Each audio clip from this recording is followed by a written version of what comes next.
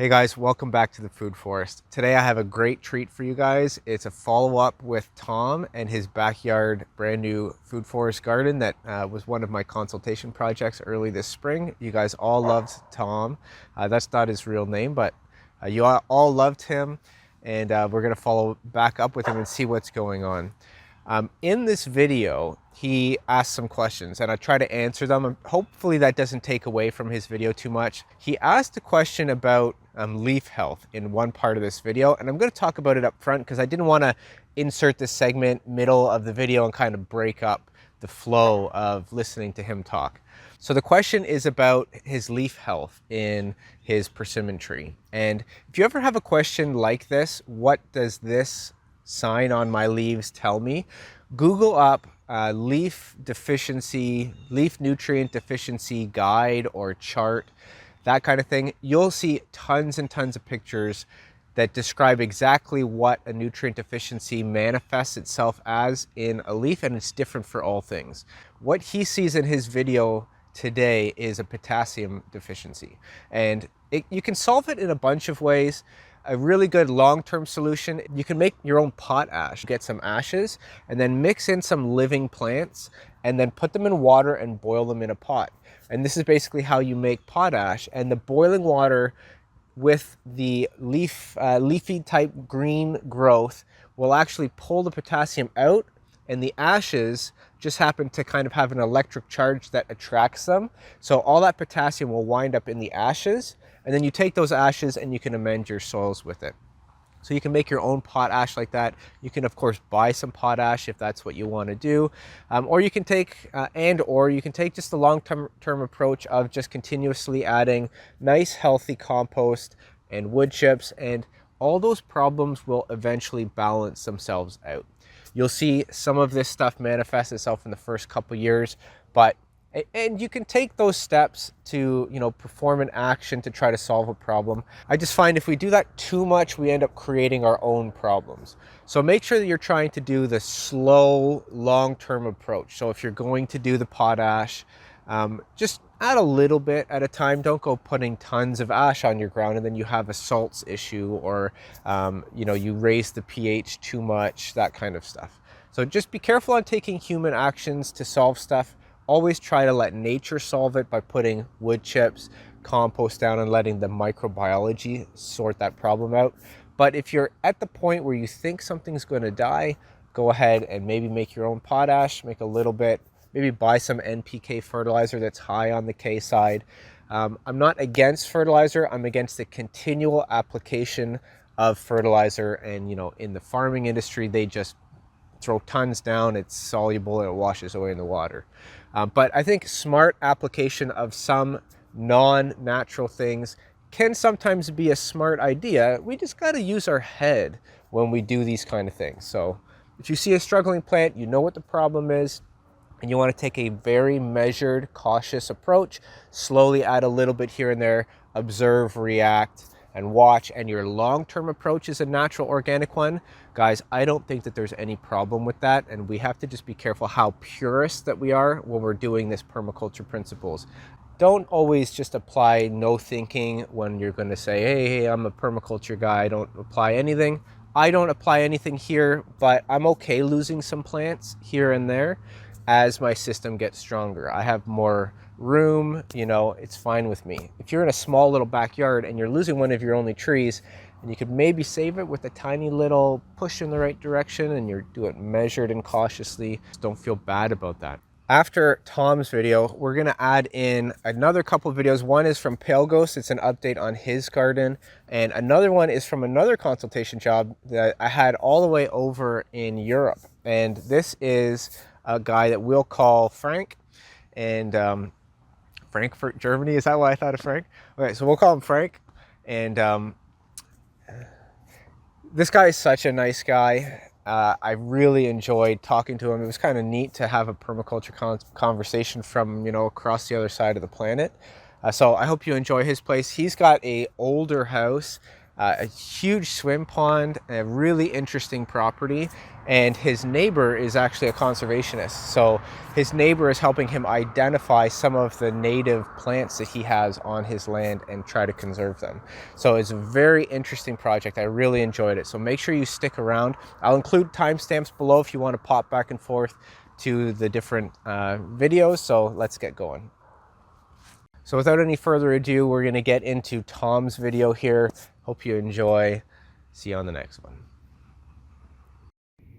Today is September 26th. Here's an update. So the sunchokes have come in and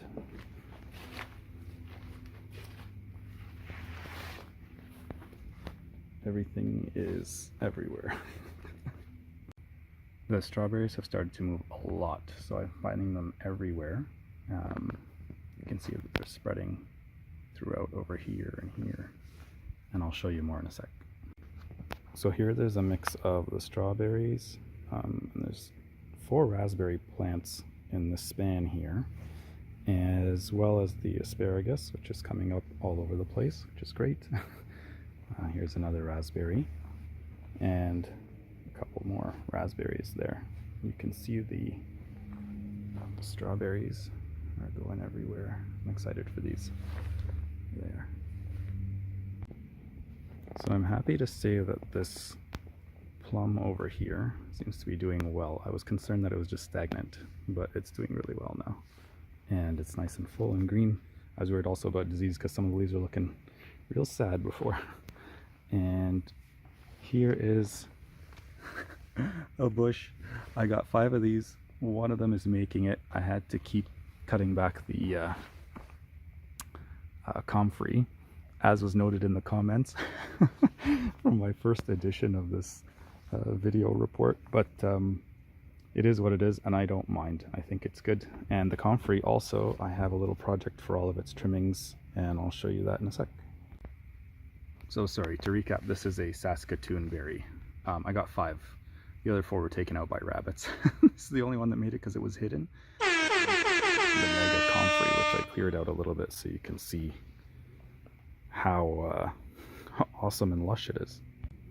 Alright, so continuing, we have another raspberry here, kiwi, comfrey again, kiwi, comfrey, raspberry, comfrey. Probably seeing a pattern here. I just want to show you what it looks like facing the east.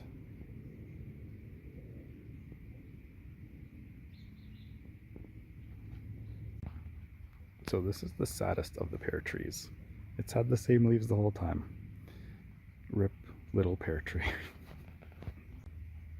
Here's the second pear tree, which is essentially in the same situation. My best guess is it has to do with the soil situation. If you look here,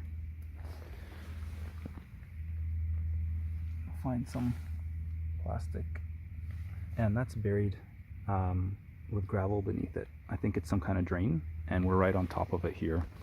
We tried, and it didn't seem to be okay for that plant. However, there is a pear in between that's doing okay, and a pear on the other side right here, which is doing fine as well. I don't see that any other plants are really affected by it so far. So here's the persimmon, and I don't know what this is. Actually, I haven't been out here in a while. But otherwise it looks okay. It's actually a lot bigger than the last time I saw it. I'm happy about that. It also looks like it's going to need a little support. It is arching heavily. So this is the blackberry in the Central Island Guild here, and it is going everywhere. I mean, it had crossed my path here and I had to cut it back. There's a second one that did the same, and you can see it actually, it's going right out everywhere, all over the ground, which is great because this one's not thorny.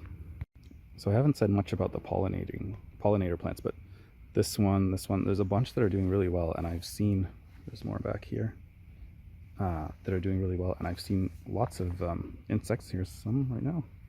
I can get that.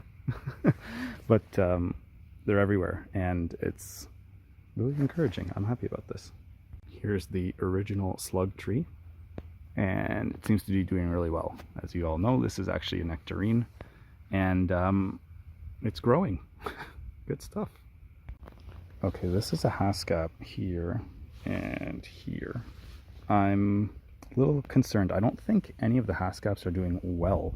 They're all kind of sitting on the brink of disaster, kind of like this one. I put 10 of them in, one of each kind that I could find, and they're all real sad right now. I don't know why. I'm curious, actually. Here is the mulberry bush, and it seems to be doing well. I actually forgot about it. It was hiding behind this guy, which I believe is a radish. I saw in the comments last time. I don't know the difference, which is what I said. And it's true. I thought these were beets because of the size that the root looked like from the top, but I cut one open and it was definitely a radish. So yeah, here's a second haskap. Same kind of thing. I mean, this one looks bigger than it started, which is good. However, it's also looking real sad. Now it is September and it is getting cold, so I don't know if it has to do with that. But generally, they've all looked like they've been struggling. Okay, this massive plant here. I don't know what this is. I think it's a pollinator type. And it is taking over. I think I'm gonna have to just keep chopping it to get access back here. But I'm not sure if I should take it out completely. I think it's one of the good plants. We'll see. Okay, so here's that other blackberry I was talking about right here. And I actually got a few blackberries off of this. Let's see if there's any left. Oh, here's a nice little one. Can I get it? Yeah, there you go.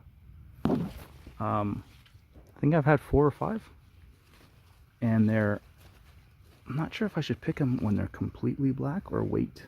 Or sorry, pick them earlier when they're the color you just saw. Because I lost a couple waiting. I guess I lost a couple while I was waiting for them to get darker. Nice and sour and fresh though. I like these. Thanks, Keith. Same blackberry. And I love this. Look at this. It's going all the way out here. This is awesome. There's going to be a lot of blackberries floating around back here. So yeah, talking about the strawberries. Again, I planted, a few in this area. And around the patio, I put them in blocks of 3. So 1 asparagus and 3 strawberries because I had 3 types. So I put 1 of each. And I love this. It's spreading here. It's gone to the back fence. It's really encouraging. I'm really happy about that because we love strawberries. I've also seen a few of them grow some flowers and I've had to snip them off just to help, encourage the root growth as I've been told and taught. So I'm happy about that. That's also very encouraging. I feel like next year will be a delicious year. Here's another haskap. Again, just on the brink. And there's another one right there. So yeah, getting to the northeast corner. And here's another haskap. Here is the fig. It's been looking pale for, I want to say about a month. But I'm not giving up on you, little fig. Keep growing. Alright, so we talked about the pawpaws from last time. Here's 1, 2, and 3. And they seem to be doing a-okay. They also wanted me to let you guys know that they like it when you call them Big Papa. Here's a nice view of the asparagus blowing in the wind with some pollinators, some strawberries, and some more pollinators under the locust tree. So this is one of the grapes that we had under the posts. I think I need to train them up to go on top of the arbor or pergola. And you can see the other one back there. The other 2 are okay. Let's see. I'll give you guys a close-up in a sec. This is now on the east fence. There's one of the grapes here. If you recall, there was another one here that didn't make it. Thanks, rabbits. But that's okay. And here's another grape that didn't make it. Not because of the rabbits, as far as I can tell. Rip grape. Alright, so back here we had 3 hazelnuts. 1, 2, and the third one is a short guy right there.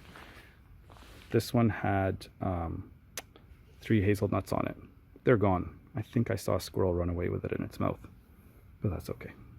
Again, on the east fence, I just wanted to say and show that, like, here I had a cranberry bush, and over here again or high bush cranberry, I think it's called. And I threw some annual seeds under here because I was throwing them everywhere because they were old, and I thought, let's just use them up before they get too old, like they're 3 years old. And you can see, I think this is, I don't know if it's a cantaloupe or a squash or something, growing up and around, and it was going to vine up onto the fence. So just something to show. I don't know if that's good or bad, but I just wanted to encourage any kind of plant growth to feed the soil. This is the quote compost pile, or the biochar pile. I haven't touched it, I have to confess. It's just been sitting there. I really hope it's not anaerobic or something like that. And then this is, you guys all know what this has to, you all have to know what this is. If you don't, I'm sure someone will say in the comments. I got 3 of these because that's what fit in the van I rented to pick one up. And now I'm seriously wondering if that was a bad idea, because they are too big for my property. I got over ambitious, so we'll see what happens with that. Also, it's brutal, but underneath here is where I had inoculated for King Strophoria. Shortly after that, I covered it with this. So I feel like it's drier than it should be. I don't know if there's anything under there. Let's have a peek. Okay, so I went to shoot under it, and I had a little heart attack. I thought it was a rat, but it's not. Look who it is. Hi. I won't do anything, it's okay. And this is facing west.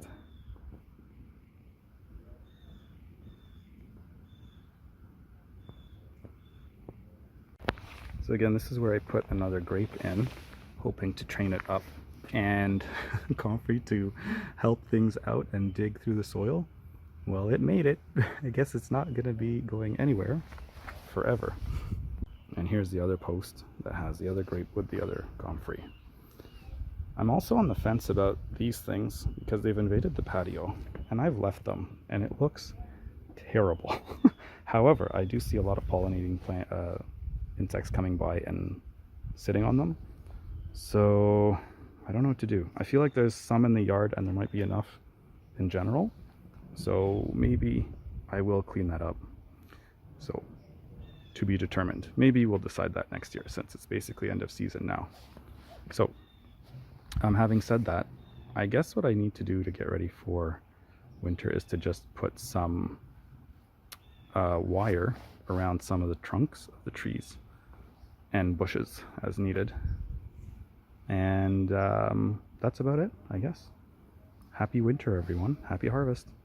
Okay, so I forgot to mention what I was doing with all the comfrey leaves. And essentially, I have a pest plant coming through. It's Boston ivy, I think it's called. And so I've been trying to snip it from the roots as it climbs up the fence and so on. And so I decided to start throwing the comfrey leaves on the areas where it starts to pop up from the ground to kind of smother it. I don't know if that's feeding it or smothering it. And these things wilt up pretty quickly. So it's just something I thought I would try until I decide to go nuclear and put up a tarp or something to really just block the sun. So we'll see. So here's a haskap actually that looks like it's doing well, that I forgot about. So that's a good thing. Namaskaram. My name is Sam. I live in Western Germany, in a state called Saarland, with my 3 kids and my wife. And yeah, I want to give you as quick as possible tour of our garden to see what we've done so far. We moved in August, and that's what we've done so far. So we're very grateful to have a spring which leads into this swimming pond, which hasn't been cleaned for the last 15 years, so we have some nice amount of clay on the bottom of it, which we will use upstairs to make a wildlife pond. Our garden starts. Here we made some vegetable beds. It looks quite meager because things are not really growing for whichever reason. The first 2 of seeds didn't even come. So we started quite late and things are still not growing. These beds are our latest addition. It's the dig out from the pond. The topsoil is the only bed which is working, with several vegetables. There we have a windbreak willow row with some fruit trees behind. Here we have a small greenhouse. Here many potatoes to start the beds. Here is my latest project, the wildlife pond, which we will try to clay with the muck from the pond downstairs, and we have a very high clay amount underneath the topsoil, so I'm very optimistic that this will work. Yeah, just a last sentence to say many thanks to Keith, that he's bringing us together in this way and teaching us all these amazing techniques in his wonderful way. Thank you. Hello, it's Sam from Germany. First of all, I would like to take a moment to thank Keith again for his amazing work of everything he's sharing with us. In this version, I would like to start with something else which doesn't necessarily have to do with the garden. Lots of our effort went into changing our heating system and putting solar panels on the roof of our garage. So it's also part of permaculture, not so much the gardening aspect, but to move away from things like petrol heating like we have at the moment, and to something much more sustainable like wood heating. For this we built this trellis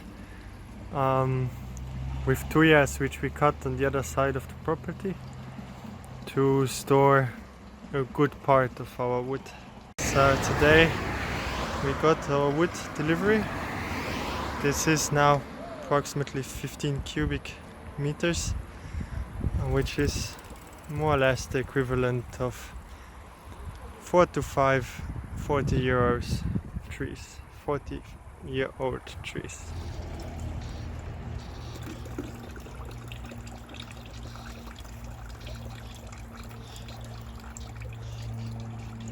Yeah, and from the garden this kilt worked mostly very nicely. It's a peach with zucchini, chilies, initially also tomatoes, but in this region all of them died. Outside tomatoes died because it was simply too wet. They were making roots on the stems above the ground, like 20 centimeters, let's say 10 inches in the air. They were making roots, but what really worked nicely and which we will definitely expand next year is to use nasturtiums as a ground cover. They are edible, very beautiful, and cover the ground very efficiently. A word to the pond, as Keith was telling about his failures. Generally for now it's a big failure. It's not really keeping the water at all, so I tried this with the pond muck. This didn't work, but I guess this is because I used the net, like a fisherman's net, to take it out, and I guess all the fine stuff was left downstairs in the pond, which was supposed to seal here. So now I'm trying a different method of claying, to clay it with grass cuttings, like juicy green cuttings, to see if this will work. This will have to stay under here until a couple more days, and then I will pump the water up, and as we now have the solar power and we have quite an infinite amount of water, I will simply pump it and hope that it will seal, and if not, I will be forced to get some clay to seal it. A short note on our failure of the Three Sisters. As you see, the only thing left standing is the pumpkin, because for the corn, this location was not ideal and they didn't grow quick enough. So the beans, which liked the location, grew so fast that they destroyed themselves and the corn. Hey guys, welcome back to the Pale Garden. Here's a pumpkin. Somebody mentioned last time that I should plant raspberries next to my apartment building. This is what happened to those. Let's hope they survive winter. Everything's growing out of control here. It's kind of getting hard to move around.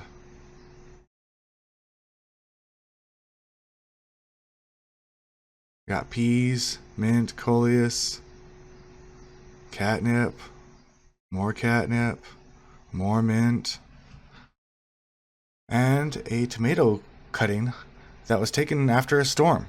We saved the branch and now I'm getting tomato berries off of it. This is my other neighbor's plot. There's a bunch of nasturtium, coleus, butterfly, parsley, and I think these are zinnias or something. On the other side, I have some free real estate that my other neighbor let me use for big pots, growing sunflowers, tomatoes, raspberries, and I have berries. Check that out. And tomatoes. But that's not as cool as berries.